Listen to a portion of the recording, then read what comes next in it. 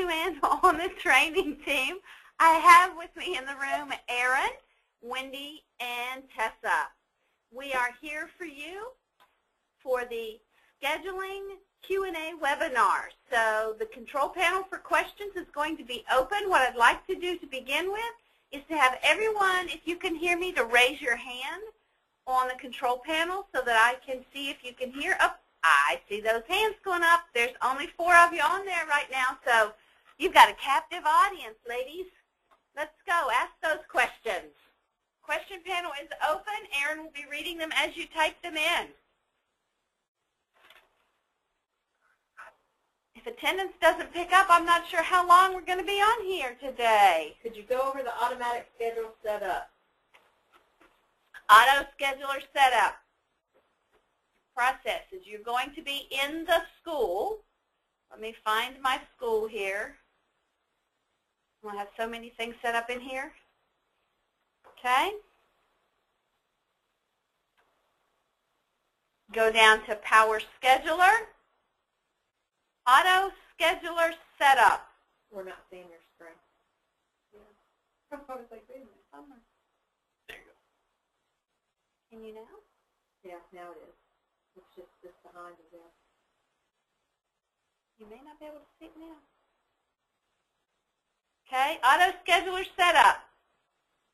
Lowest term division. That is the shortest length of time for a class that a student enters and leaves. In this high school, the shortest length of time is 18 weeks, just for this high school. You may have 9 weeks classes. You may have 12 weeks classes. You've got to decide by your school what you're going to have. Number of periods. The semesters, the term length has absolutely nothing to do with grading. It is the time a student enters the class, leaves the class, never to go back again. Okay? Number of periods. How many periods are you teaching that day? We recommend here that you do not put in the before school and after school periods or the homeroom period if you're going to drop those kids into that period later, just the periods that you're scheduling. The number of days in your rotation. How many days does it take a student to complete their schedule? Continue. Gives you your terms, and you've got to make sure that they're checked for the terms you're teaching at your school. Start date. Start date is for the LEA, it is the first day of your earliest school that students set their seats in a seat. For the school level, it is the first day that students set their seats in a seat. End of the last day of the term is the last day the students have their seats in a seat. Okay? There is no breaks in your calendar days here in this years and terms. You'll notice I ended semester 1 on 1/10 and started semester 2 on 1/11. Auto scheduler setup is completed except for the course catalog, which I've not created, but I'm going to scroll down and submit. Once I've submitted that information, if you'll notice up in the right-hand corner, it's changed to what's called full year now. So there's some things that we have to fix. First thing we're going to fix is we're going to go to years and terms, click on full year, and change that to 2015, 2016, the abbreviation 1516, and submit. I'm next going to edit my terms. I'm going to click on the blue hyperlink, and I'm going to put in the file import number, import file term number for each one of those terms that I have.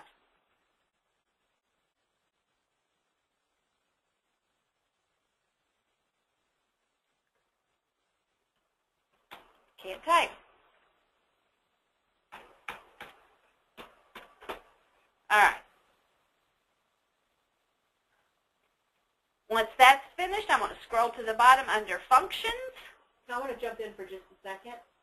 When you build your terms, you need to build them in sequence. So you build your full year, you build then your semester 1, then your semester 2, then if you have trimesters or quarters, you go with 1, 2, 3, 4. Otherwise, those import file IDs are wrong, and they are not sequential based on when the kids really are in classes, and it creates problems for you later. Just an FYI.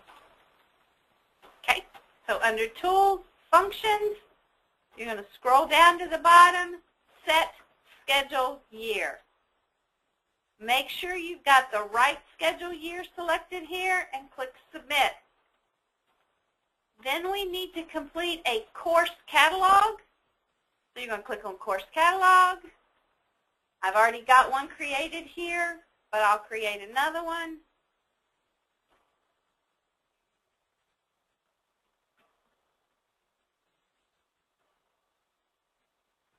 Okay, I can give it a description and submit. Once that's created,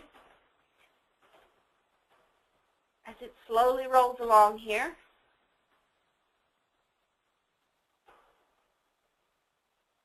you'll notice that it says it's inactive. In order to activate that catalog, we've got to go back to that auto scheduler setup. No, excuse me. Back to your scenario. I'm so sorry. Back to your scenario.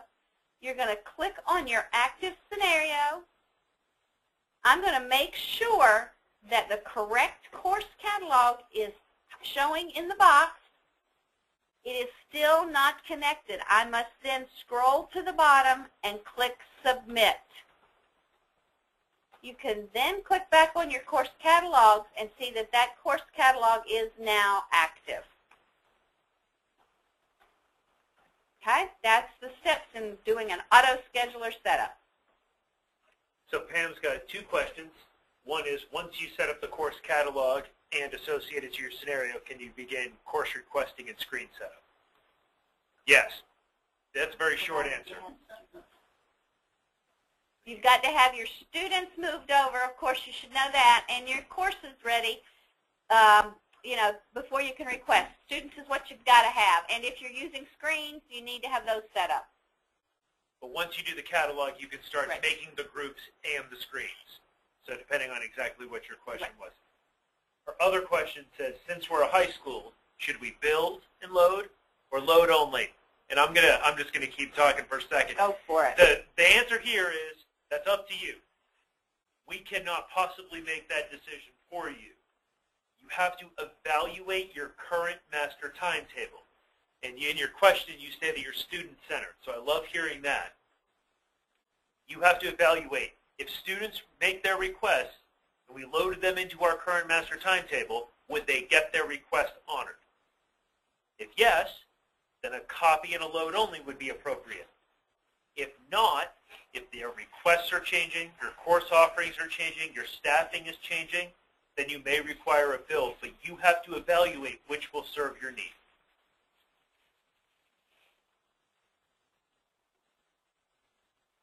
Okay?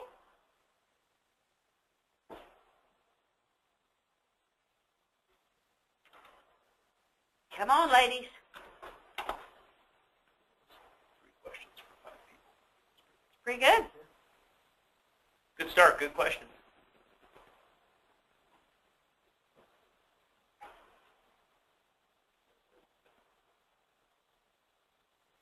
Going to have downtime here. This is for you to ask your questions. I know there's only 5 of you on there.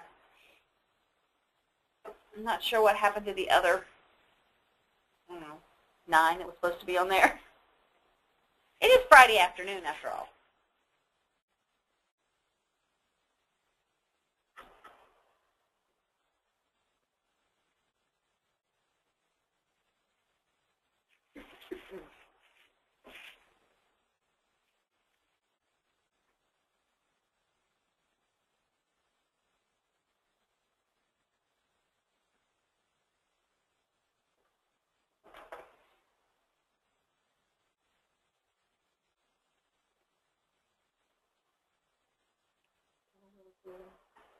Yeah, this is recorded, so I've got some long pauses here. So Pam just came on, so if you've got any questions, Pam, just let us know. If you've got a question mark by your name, do you need us to unmute you so that you can talk? Oh, she's typing. Okay. If our master schedule has already been copied and the build and load is better for our school, should we delete the master schedule to start over? If you are going to build before you push the build button, you can go ahead and delete that master timetable out of Power Scheduler, but it doesn't hurt anything to copy one in there. Just make sure and know that when you copy a schedule over, it can change your terms and scenario setup. So make sure that thing's deleted and your scenario is correct before you start building. Make sure if you did auto-generate those teacher assignments, if you're going to build, those teacher assignments are still accurate. They will have terms on them. If you don't want to use those terms, you'll have to remove those on those teacher assignments if you did auto-generate. What are the differences between a build and load, and a load only when you copy your master schedule? Load only means that you are using exactly the master schedule that you had last year, and you are loading the students into it. Build means that you are starting from scratch. You're not using what was there. That's a part of your master schedule. You're letting the system rearrange everything to best meet the student's requested needs.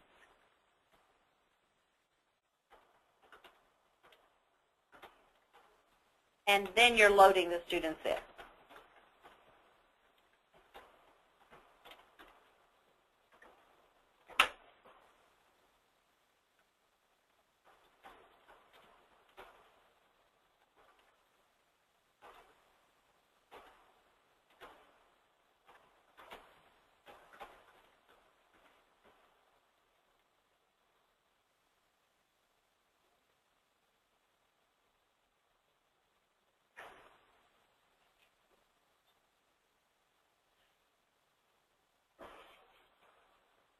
Okay. Don't forget, like Erin said, if you copy your master schedule, you've got to set up an auto scheduler setup process before you copy your master schedule. And what that does is that overwrites that information that you put in there. So you'll have to go back and, and correct that. Your years and terms dates will change. If you change periods, that will change. Change days, that will change.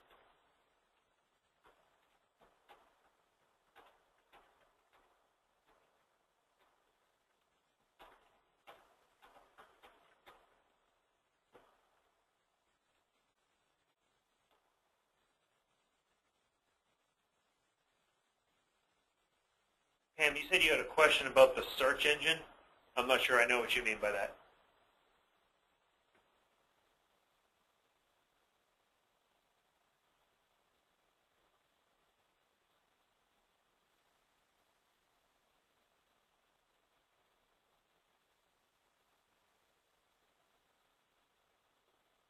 We need to unmute you? Or are you typing?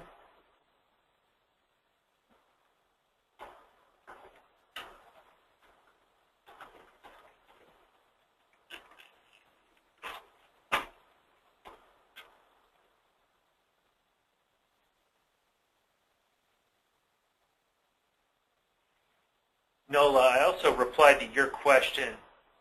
Know that building and copying are opposing processes. If you copy a master schedule, that's how you get your sections. If you build, the scheduler creates your sections. If you copy and then build, what you build will go over the copied sections, and if you copy, they'll go over the built sections. You can only have one set at a time per scenario. So I'm not sure what you meant by your question, if you want to clarify. Oh, Power Scheduler Engine. Thanks for the clarification, Pam.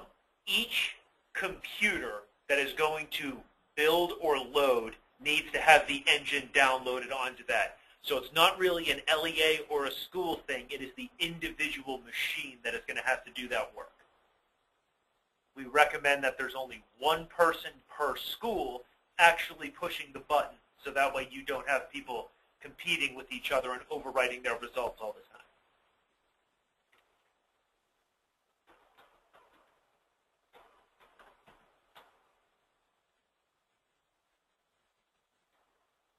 Cheryl wants to know, what is the best way to key in a teacher's schedule?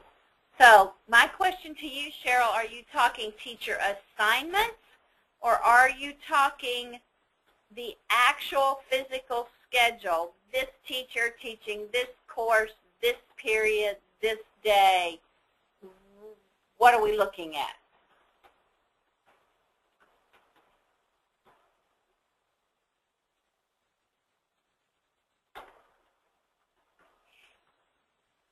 Just need a little bit more information from you before I can truly answer that question.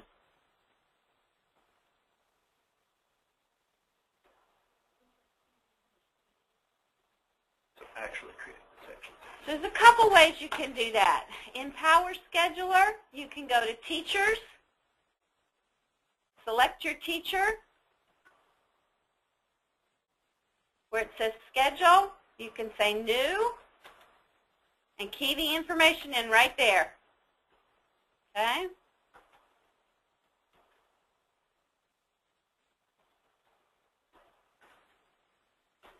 Or we can go to Power Scheduler, Courses,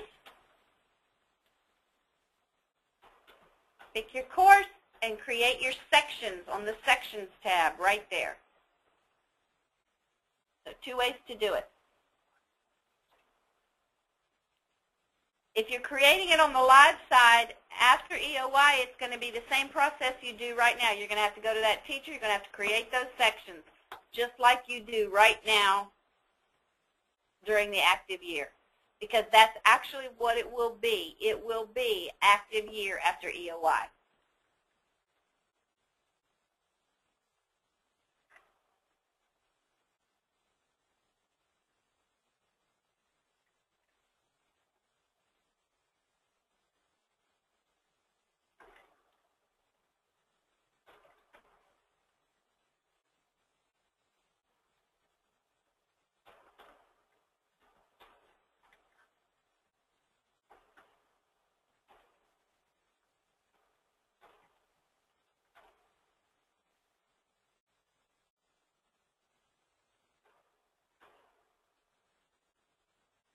Constraints. Constraints are hard. Someone asked, are there instructions on constraints? Power source is going to be your key for that information. For those of you who came to the Prepare to Schedule workshop, we gave you some information on constraints there. If you are an LEA and someone from your county came to that workshop, they will have that information for you when they sit down to do scheduling training with you. Constraints you want to use as limited as possible, especially for your build constraints if you're building. The power source is going to be your best source of information for constraints. Pam asked, are there instructions on before you build, during build? So in the reply to your question, I included the 2 article numbers from PowerSource. One is the Prepare to Build workbook, and the other is the Load Process workbook. So those books take you from start to finish through either build and load or load-only processes. There is also some distance learning out there on both of those processes that you can watch. You can begin them, stop them, pause them, do whatever you need to in those distance learnings. They're great sources of information. You just have to keep in mind that it's core Power School. So anything that's North Carolina specific, you're not going to see there. You just have to keep that information in mind as you begin to watch those videos. And both of those sources will have information on your constraints as well.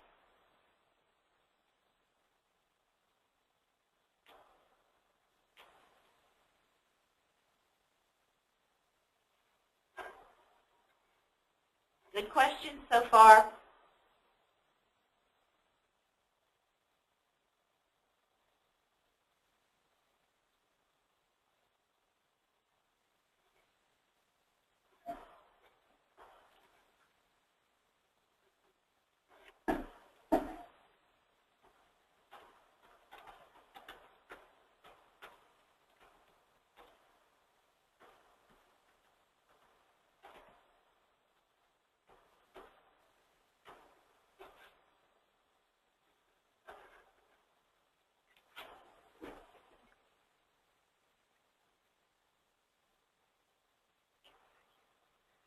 There's also a Q&A at Symposium that Diane and Aaron and myself and Tessa and Penny will be at also. So, oh, okay. Oh, okay. Tessa and Penny aren't there, sorry. Yeah, Diane's doing something else at that one too. If you've got questions then you can drop by and see us.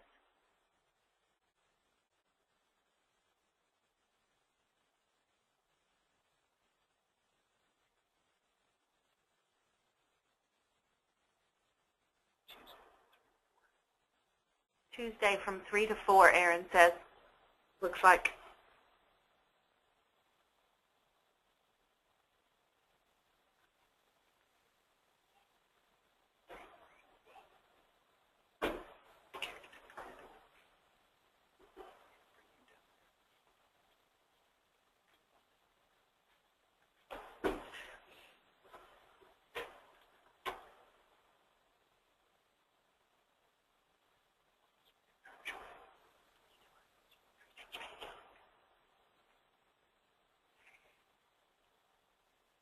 Okay, any other questions?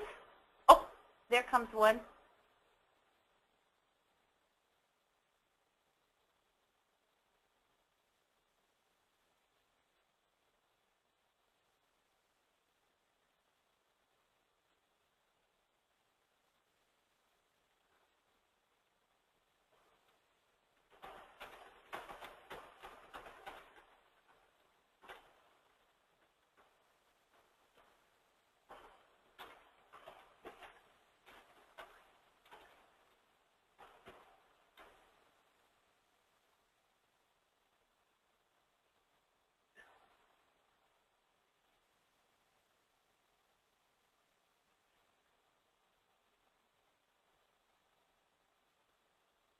So just remember, there aren't any blanket answers to which process should we use. Can we do this or can we do that? There are ways to blend and hybrid all of these processes. You can include different courses and different groups of students in different things. So it depends. It depends what you want to get done, but you have to evaluate for yourself how effective is what we have, what parts of this am I most comfortable with, because at the end of the day, you have to get your student scheduled. However that happens is the right way. And it is not the same way for every school. Cheryl wants to know, is there any mass way to add students' electives? There are mass ways to assign students to courses, and if they all have the same electives, yes.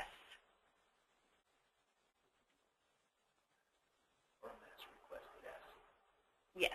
So if you have a group of students, let's just pick a group of students here, 9th grade. I'm just going to pick 9th grade. And I'm going to say, with this whole group of students, they can have an elective. Everybody can have the same elective. So I've picked my students, and I'm going to say functions. I'm going to say mass add request. Okay? I'm going to pick the course that I want to mass add them into. Everybody in 9th grade is going to get Spanish 1. Submit. Is this a required, an elective, or an alternate course? She said elective, right? Elective. And submit. That mass adds every one of those students to the Spanish 1 class as an elective. Now you want to make sure, oh, I selected elective. So let's make one an alternate now. The same 400 and some kids. Functions, mass add request.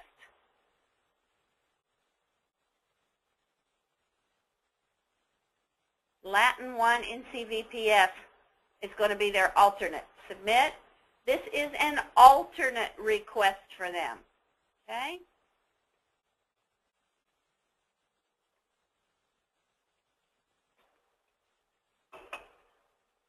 You want to make sure then when you look at your Students Request tab that electives have an E code alternates have the checkbox with the E code. That is saying that this alternate course can only replace another course that has an E code. So you want to be sure that that is done for your courses. We ran into some trouble with that last year, that this step was not taken, or course requests were put in differently and nobody came back and checked the alternates or put the E code in for alternates or electives. So you want to be sure that that's done. But that's a way to mass add those electives and alternate students if everybody can have the same thing. What are your suggestions on scheduling lunches for a high school that has multiple lunch periods so you're not duplicating absences? We don't schedule lunch in North Carolina. One thing you can do, which I have seen some other high schools do, is they have period 1, which is 90 minutes, period 2, which is 90 minutes, 3, 4, and 5 are actually 45-minute periods. 6 is a 90-minute period. So students have periods 1 and 2 that are 90 minutes. During lunch, if they have first lunch, they only get periods 4 and 5. They have second lunch, they get periods 3 and 5. They have last lunch, they get periods 3 and 4. The two combined make a 90-minute period. That's just a suggestion of how you do it, not to say that that's the way you need to do it.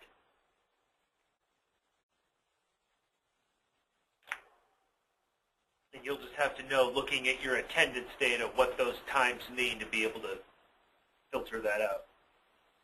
But we do not schedule lunch. There is not a lunch course that we schedule in North Carolina. Can you explain section types? Section types.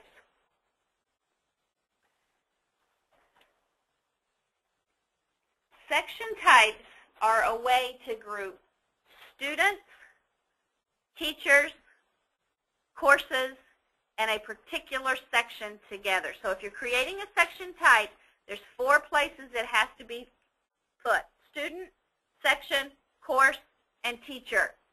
And what that does is, let's just say here we have Math 9 R9.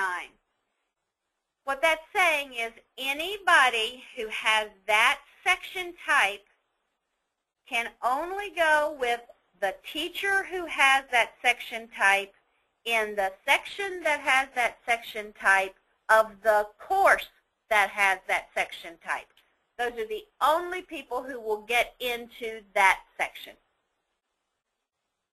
I don't know if that makes sense to you or not, but that's kind of what sections types do. It just kind of narrows it down to make it so that these students go with this teacher in this particular text section of this particular course.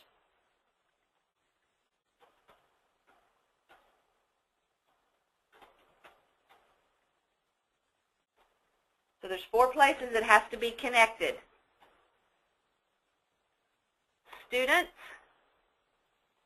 teachers, the sections themselves once they're created, and then the course.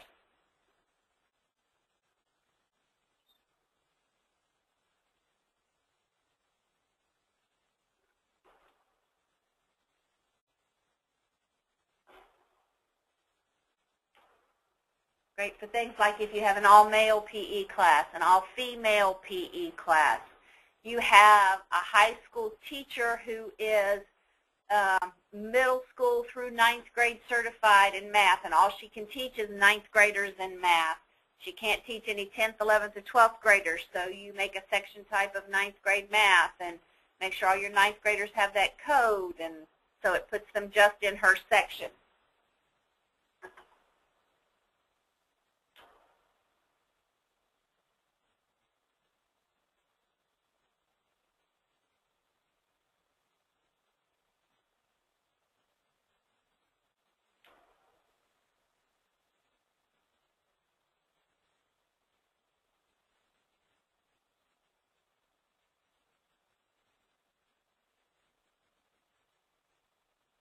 Okay.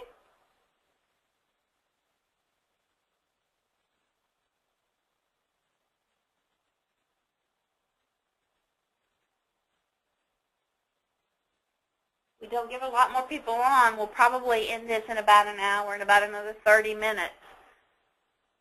So make sure you ask all your questions.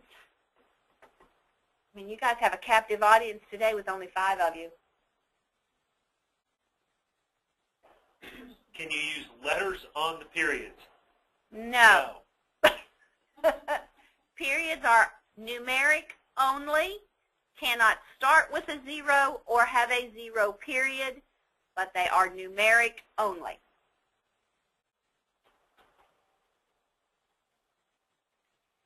Power School allows that, but the state of North Carolina does not allow for alpha characters in periods.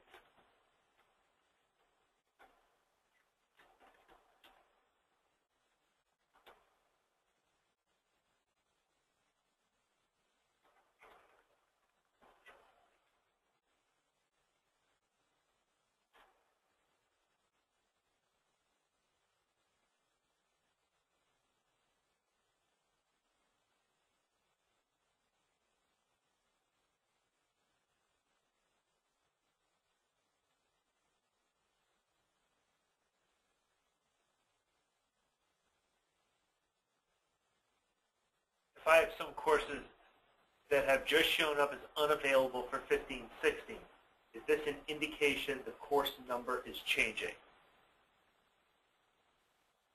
It's a possibility. It's a possibility, but all of a sudden they've showed up unavailable?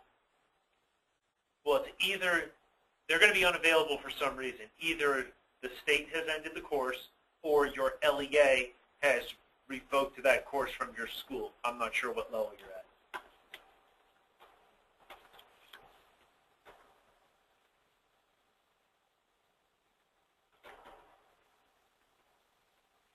If the state is ending it, you should be able to look at the course, and I think there's a place where you can see the end date.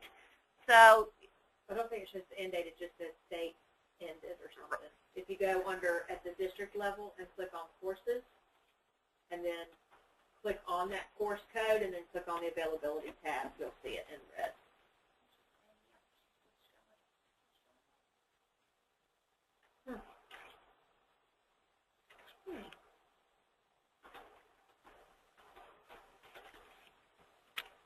what is the course number?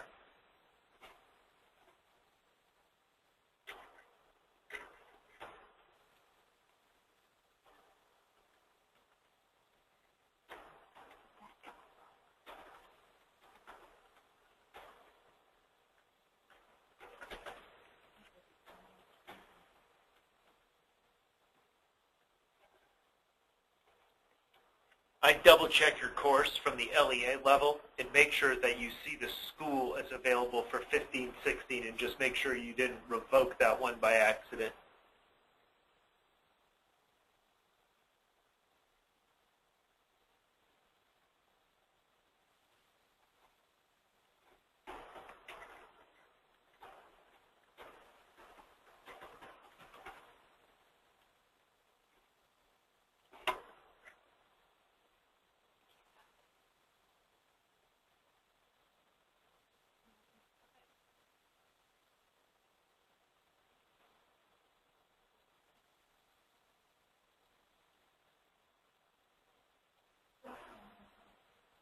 Huh?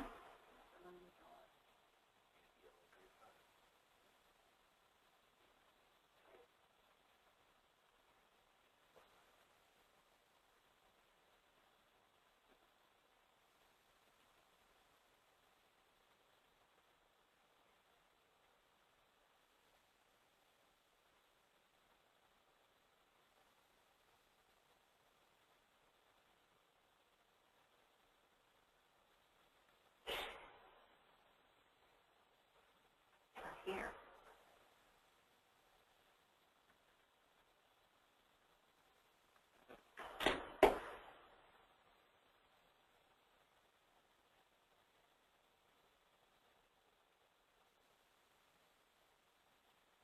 She went from having no red warnings in her course catalog to several.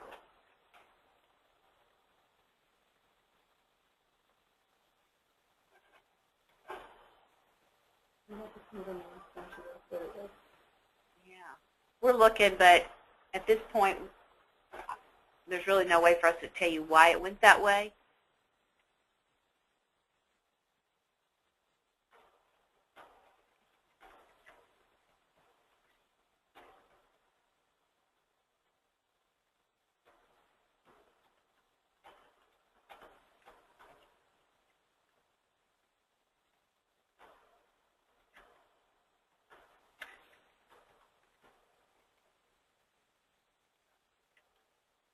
If you've got that course available from the LEA and it's still giving you a problem in your course catalog, you'll have to submit a help desk ticket.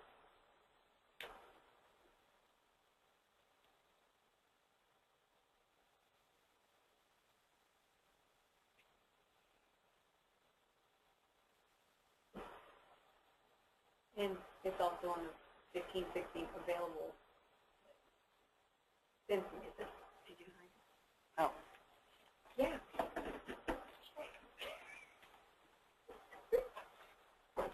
Yeah, you can go out on the NCSIS website and check that available list and see if you can find it on there.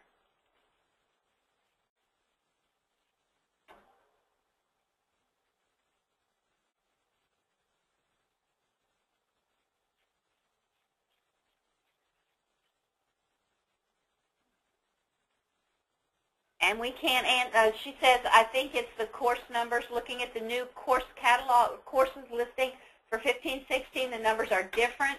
Just don't understand why it's just showing up now. And that we can't answer. A lot of it depends on when curriculum got it corrected within the system, when curriculum let the person that puts those courses in know that it was changing. There's a lot of people involved, so I'm not sure why it's just now showing up. Can't answer that question.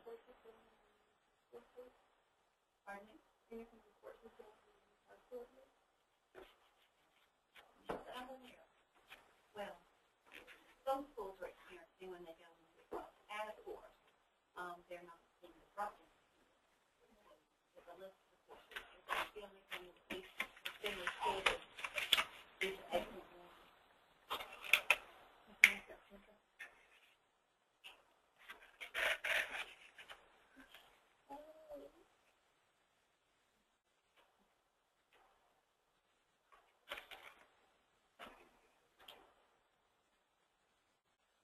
At least the recording's still going today. Yesterday, you know, it cut itself off and didn't save any of it. So.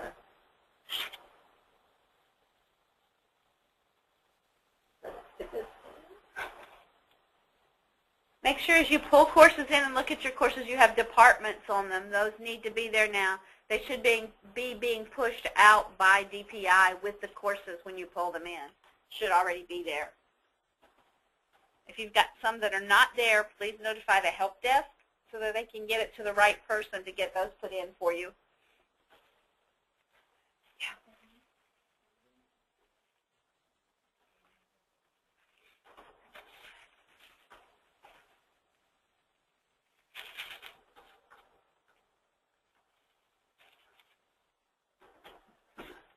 Got 5 dedicated people here hanging with us.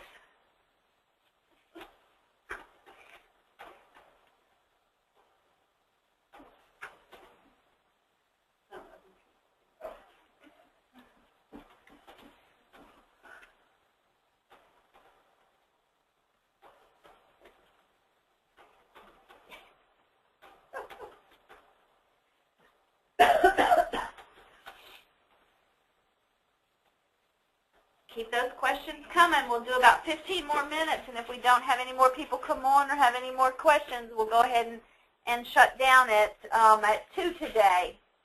We'll be back next, nope. We'll be back each Wednesday in March at 1 p.m. But no sessions next week, and then, of course, the following week is symposium. Right, and we'll have the one session there.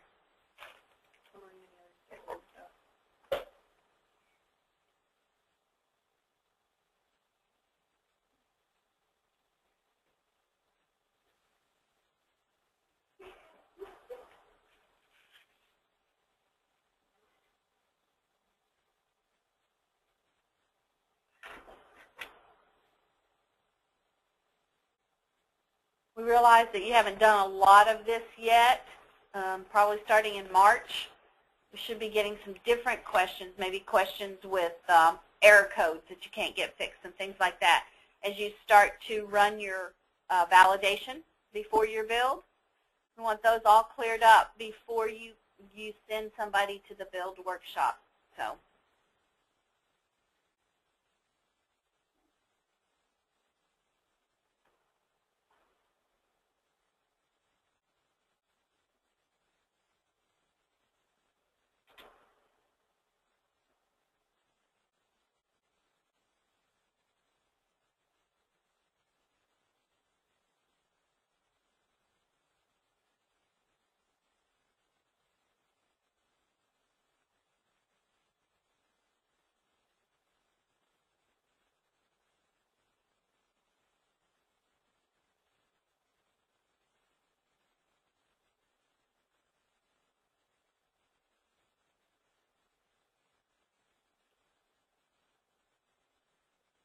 Got just about, I don't know, 10 more minutes to ask your questions.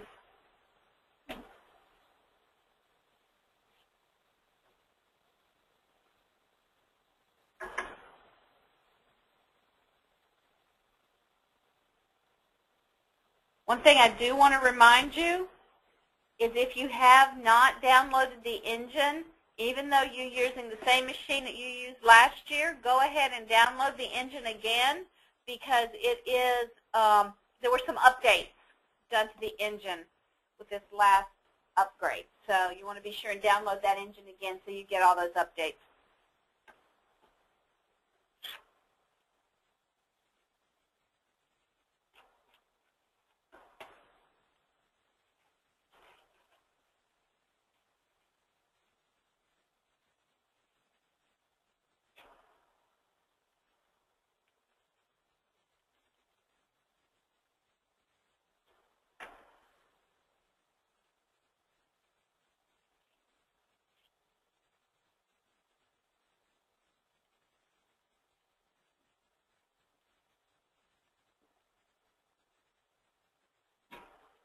We've got about 10 more minutes to ask questions before we're going to go ahead and shut down today because we have so few people on. And it's been a little bit since anybody's asked a question, so we're here for you to ask those questions.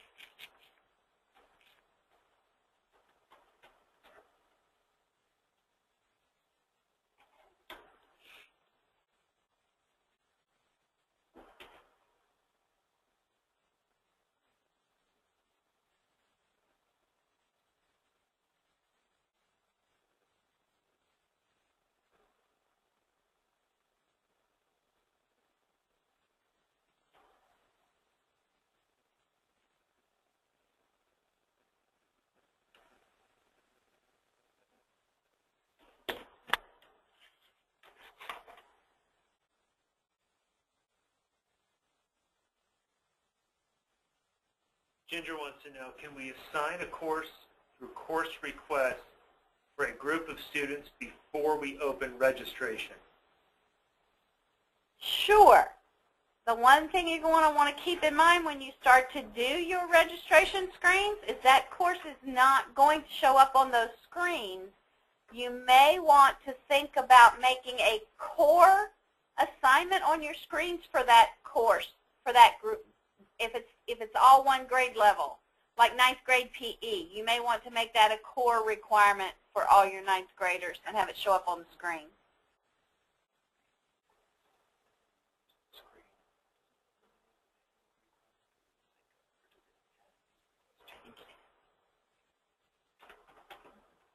And when you do what you're asking here, you may want to keep in mind the number of requests that you're going to actually have them require them to request them, because you've already got one in there. So you need to keep that in mind.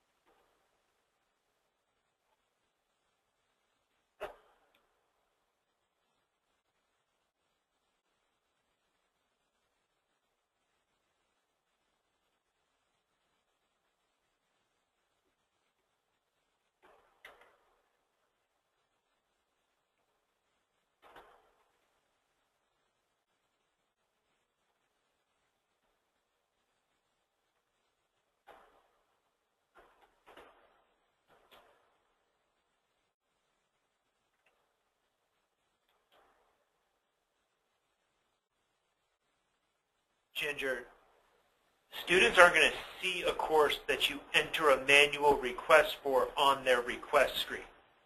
The request will be there in the system, but they're only going to see their screen. So you're going to have to communicate that to them outside of PowerSchool.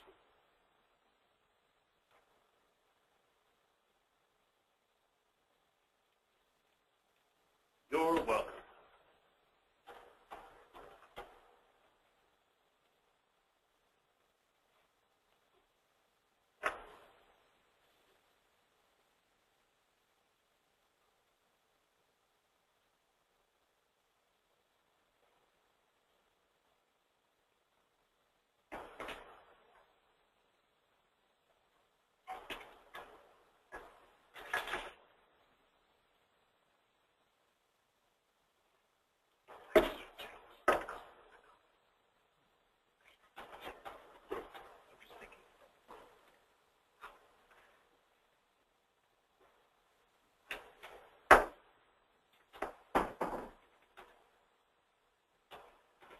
Ginger's asked, will the course groups and course request screens save from year to year?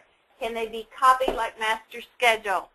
Your course groups from last year will be there. The issue with them is they are connected to last year's term ID and catalog ID.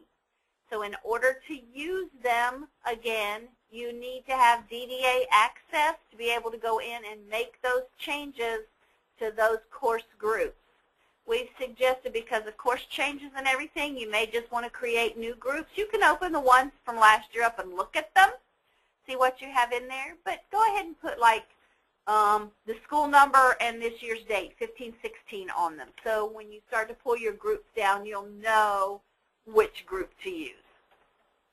But course groups have IDs connected to them that have to be changed in order to use them again this year.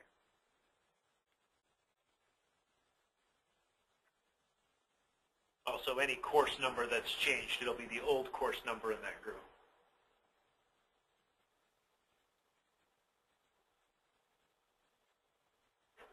No worries. Glad we could answer your question.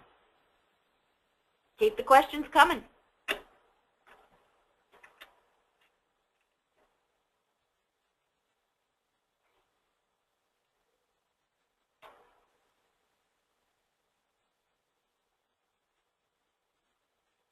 I think Erin's going to try to get a list of all these questions and answers we've done so far together for us so that it can be posted out on the NCSIS website. So that you can go there and check also if there's a time that we're not on between now and the Wednesdays in March. You can look there and maybe get an answer so you don't have to contact the service desk or us. Ginger asked if there's a maximum number of course request screens. Screens are broken by grade level, so you'll have one for each grade level in your school. There's no maximum on course groups, so you can cut your courses up in any number of combinations that serve your needs. Thing to think about when you're creating those course groups is how many of them am I really going to get the kids to look at? You know, I want to do it so the least of these can get the job accomplished of the requesting. Just a thought. I've told the groups that I've worked with, those old-fashioned that I used when I was a data manager, registration sheets. I had one for the 9th grade, one for the 10th grade, 111 and 112. That's a place to start for your course groups. They're already broken down for you. That just gives you some kind of idea of where to start. You don't have to use them, but it's a breaking off starting point.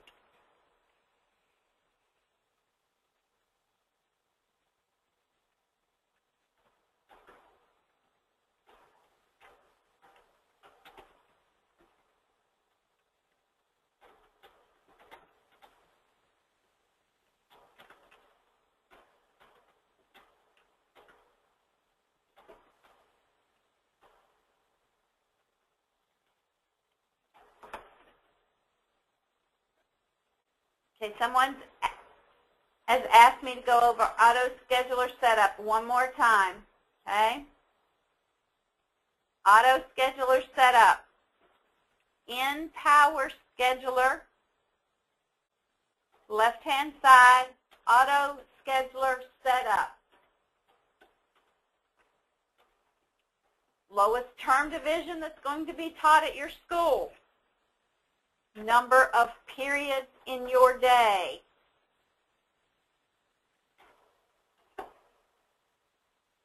Number of days in your rotation.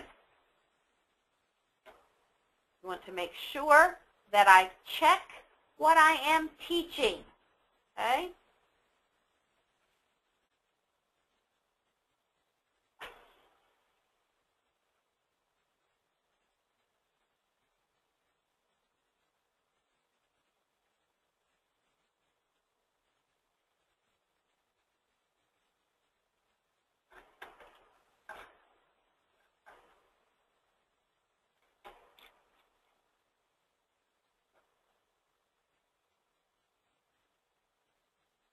Those are semesters, sorry.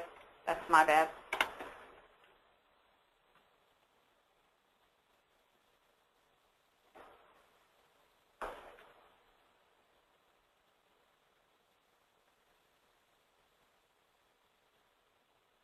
Quarter one starts on 8/25, ends on 10/16, 15. Quarter two starts on 10/16 and ends on 1/10.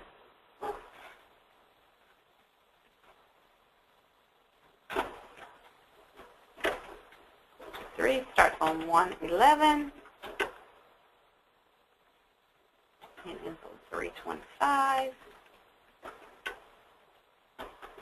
3/26, 6/10.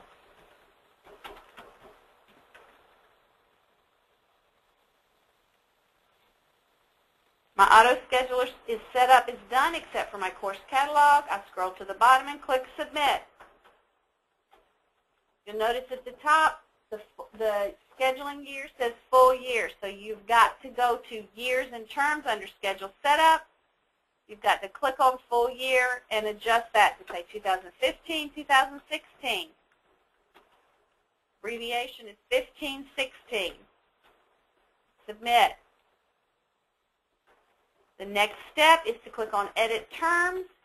You need to click on each term and put in the Import File Term ID number. It is the number that is found directly at the bottom of the page for each term that you have. These terms have nothing to do with final grades or marks whatsoever, and there can be no gaps in time for these. First day of school should be the first day that a student sets their seat in a seat at your school, and the last day of school should be the last day a student has their seat in a seat at your school.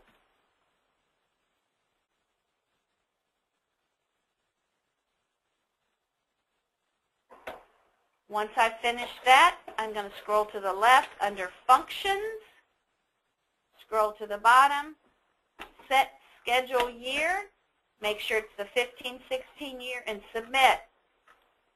I'm then going to create my course catalog. I already have one created here, but once it's created, I'm going to go to Scenarios.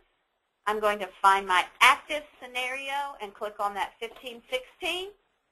I am going to connect my course catalog to my scenario. When you come in, you may see it connected here, but it does not mean it's active. You need to scroll to the bottom and click Submit. And you are done with Auto Scheduler Setup.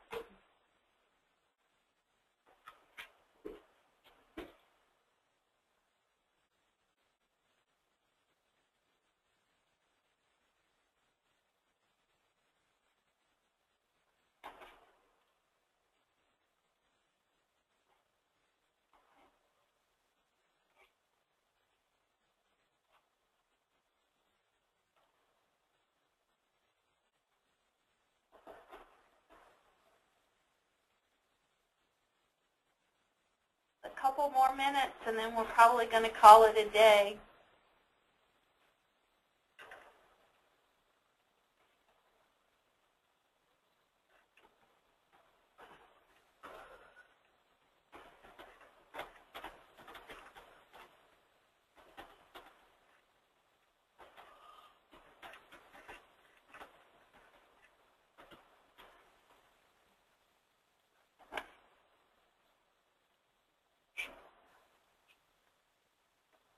As you are coordinators, be watching for emails from Aaron and I about the build workshops that will be coming up. They'll just be 2 days, and it will be for one school from each LEA. You'll determine who that's going to be. That information will go out just to coordinators. So be on the lookout for that within this, probably next week. It's not going to happen this week because it's Friday afternoon. But next week at some point, we'll probably be getting that information out to you.